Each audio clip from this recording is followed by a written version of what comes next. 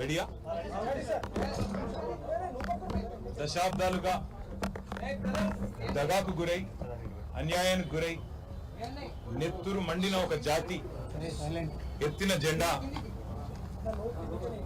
గులాబీ జెండా.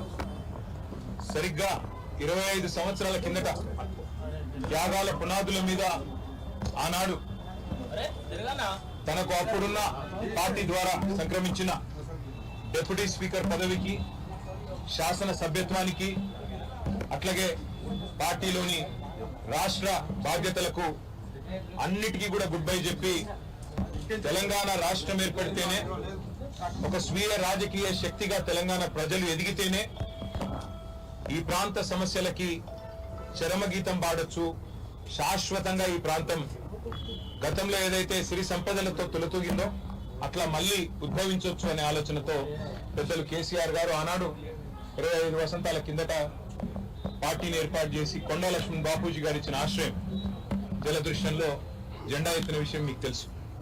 మరి 25 సంవత్సరాల్లో ఒక అరుదైన చరిత్ర కలిగిన పార్టీ బీఆర్ఎస్ పార్టీ.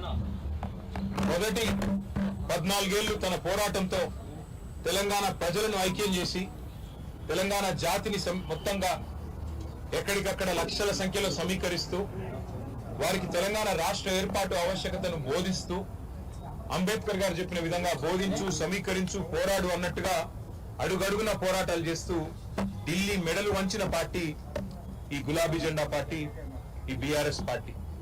10 ఏళ్ల పాటు ప్రజలు అధికారం ఇస్తే మరి ఒక బాధ్యతగా భావించి రాష్ట్రం సాధించిన పార్టీకే ప్రజలు బాధ్యతనివ్వడాన్ని ఒక గౌరవంగా భావించి రాష్ట్రాన్ని అగ్రభాగాన 10 ఏళ్ల తన పరిపాలనలో నిలబెట్టిన నాయకుడు మహానాయకుడు కేసీఆర్ గారు. అట్లా నడిపిన పార్టీ బీఆర్ఎస్ పార్టీ.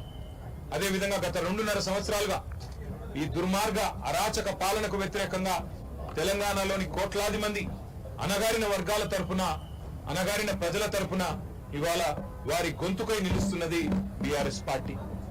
ఆనాడు 14 ఏళ్లు ఉద్యమ పార్టీగా, 10 ఏళ్లు అధికార పార్టీగా, గత 2.5 ఏళ్లు ప్రతిపక్ష పార్టీగా అన్ని పాత్రలు, ప్రజలు ఇచ్చిన ప్రతి పాత్రను సమర్థవంతంగా పోషిస్తూ ఇవాళ భారతదేశ చరిత్రలోనే అతి కొద్ది పార్టీలు, 25 వసంతాలు పూర్తి చేసుకున్న పార్టీలు వేళ్ల మీద లెక్కబెట్టదగ్గ సంఖ్యలో ఉంటాయి. ఆ కోవన చేరింది బీఆర్ఎస్ పార్టీ కేసీఆర్ గారి నాయకత్వంలో. మళ్ళీ ఒకసారి ఈరోజు పునరంకితం అవుతున్నాం. ఖచ్చితంగా తెలంగాణ ప్రజలకు ఒక స్వీయ రాజకీయ అస్తిత్వం ఉండాలి అని ప్రొఫెసర్ జయశంకర్ గారు ఎప్పుడు ఏదైతే చెప్తా ఉండేవారో, ఎట్టి పనికైనా మట్టి పనికైనా మనవాడే ఉండాలని చెప్తా ఉండేవారో, అట్లాగే మళ్ళీ పునరంకితం అవుతాం. తెలంగాణను కాపాడడానికి, తెలంగాణలోని ఈ అరాచక కాంగ్రెస్ బీజేపీల నుండి తెలంగాణను మళ్ళీ ఒకసారి పట్టాలు ఎక్కించడానికి కేసీఆర్ గారి నాయకత్వంలో అందరం సమిష్టిగా ఐక్యంగా పోరాటం చేస్తాం. తప్పకుండా 2028వ సంవత్సరంలో తిరిగి మళ్ళీ తెలంగాణ రాష్ట్రానికి కేసీఆర్ గారిని ముఖ్యమంత్రి చేసేదాకా మేమందరం కూడా ఆయన సైనికులుగా, తెలంగాణ ప్రజల ప్రతినిధులుగా, తెలంగాణ బలగంగా, తెలంగాణ దళంగా కలిసికట్టుగా కదం తొక్కుతాం. తప్పకుండా తెలంగాణకి మళ్ళీ ఒకసారి పునరంకితం అవుతాం. ఈ పవిత్ర రోజున, పార్టీ ఆవిర్భవించిన ఈ పవిత్ర రోజున, 25 వసంతాలు పూర్తి చేసుకున్న ఈ రోజున తప్పకుండా మాకు మరింత ఉత్సాహం, మరింత ఉత్తేజం ఇవ్వడానికి మా నాయకుడు కేసీఆర్ గారు ఇప్పుడు మధ్యాహ్నం 2 గంటలకి రాబోతా ఉన్నారు. వారి రాక కోసం, వారి దిశానిర్దేశం కోసం తెలంగాణలోని లక్షలాది మంది గులాబీ దండు ఎదురు చూస్తా ఉన్నారు.